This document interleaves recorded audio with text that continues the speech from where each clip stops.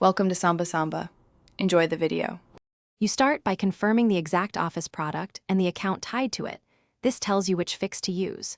Once done, backup documents to OneDrive or an external drive so you don't lose work during changes. Make sure you have internet access and local administrator rights. Without admin privileges, you can't reinstall or run key repair tools. This first step prevents data loss and prepares the system for reactivation or repair. Next, check your subscription status by signing into your Microsoft account portal. A lapsed payment shows here. If the subscription is active, sign out of Office and sign back in to force license sync.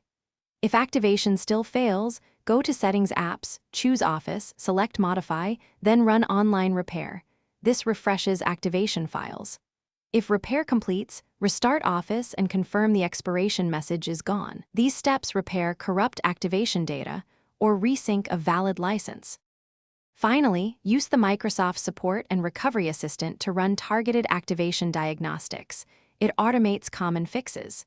If diagnostics fail, uninstall Office completely, run Microsoft's cleanup tool to remove residual license files, then reinstall from your account portal to ensure a clean activation.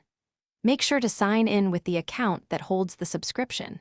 If things still go wrong, one key troubleshooting tip: check for multiple Microsoft accounts on the device and try the subscription account first before contacting support.